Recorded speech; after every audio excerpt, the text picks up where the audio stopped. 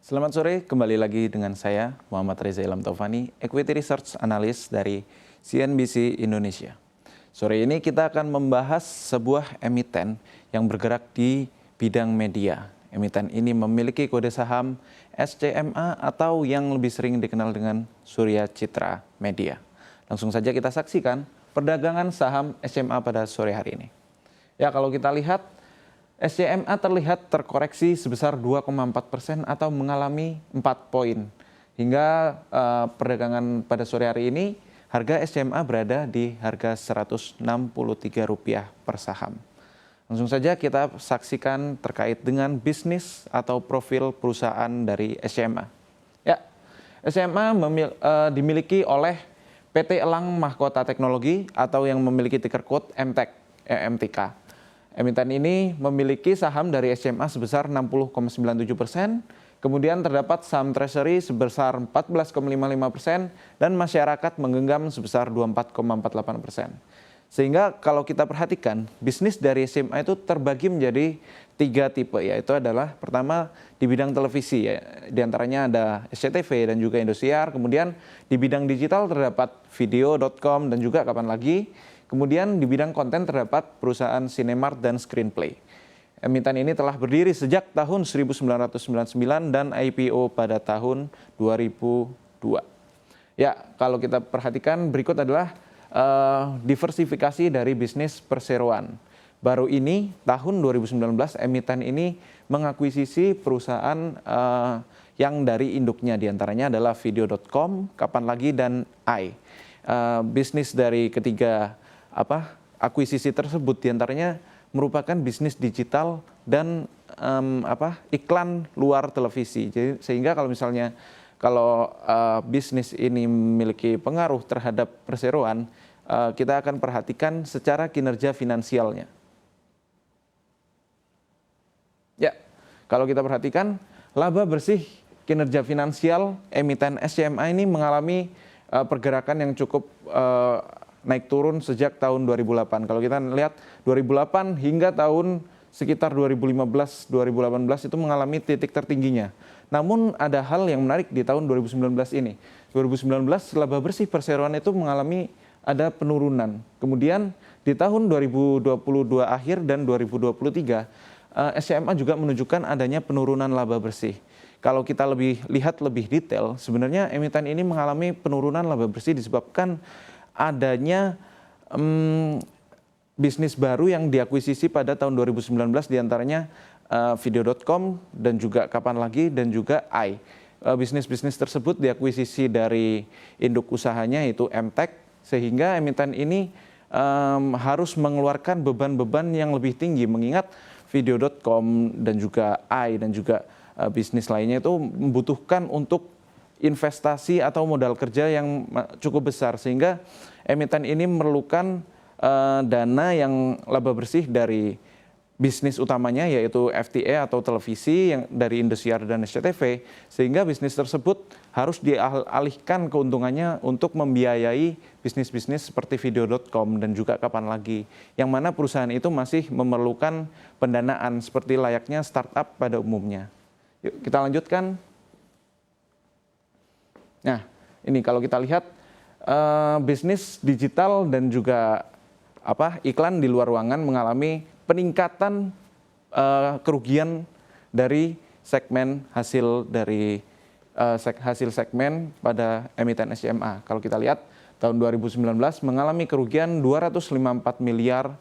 Tahun 2020 mengingat adanya pandemi COVID-19 menyebabkan peningkatan dari permintaan media-media digital dan iklan di luar ruangan, sehingga tahun 2020 positif labanya 23 miliar, namun tahun 2021 kerugian itu makin menjadi lebih besar, awalnya 59 miliar, 672 miliar, dan pada kuartal 1 2023 laba bersih kerugian dari hasil segmen hasil segmen digital dan iklan di luar ruangan mencapai 328 miliar. Atau kalau disetahunkan setara dengan 1,3 triliun rupiah.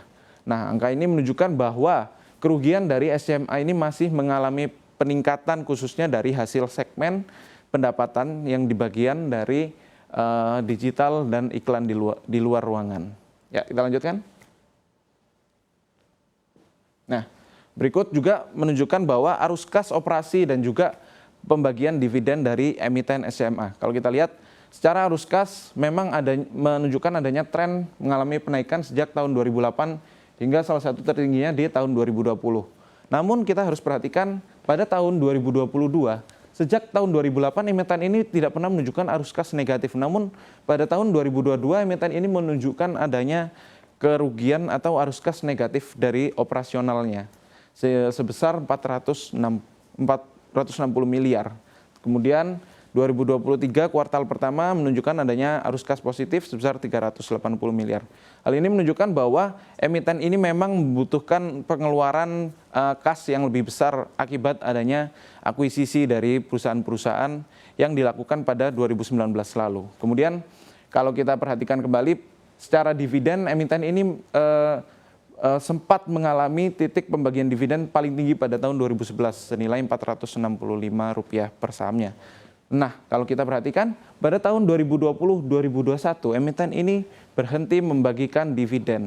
Ini sejalan dengan apa yang dilakukan emiten pada tahun 2019 yaitu melakukan akuisisi, sehingga emiten ini kehabisan cukup kas atau mungkin emiten ini tidak lagi memiliki keleluasaan dalam mengekspansi dari bisnisnya, sehingga salah satu opsinya adalah pembagian dividen terpaksa untuk dihentikan.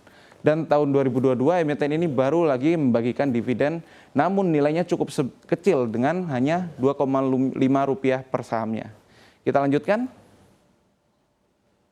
Ya, dengan penurunan kinerja dari SCMA, otomatis secara valuasi PER, emiten ini mengalami kinerja yang cukup memburuk juga. Kalau kita lihat PER-nya menjadi 19 dan juga sedangkan PER dari MNCN sebesar 4,45 menunjukkan bahwa SCMA dibandingkan dengan pesaingnya ini memiliki PER yang cukup tinggi. Kemudian secara PBV atau price to book value atau harga sahamnya yang dibandingkan dengan book value atau equity atau modalnya, ini menunjukkan SCMA 1,58 atau 3 kali lebih besar dari MNCN.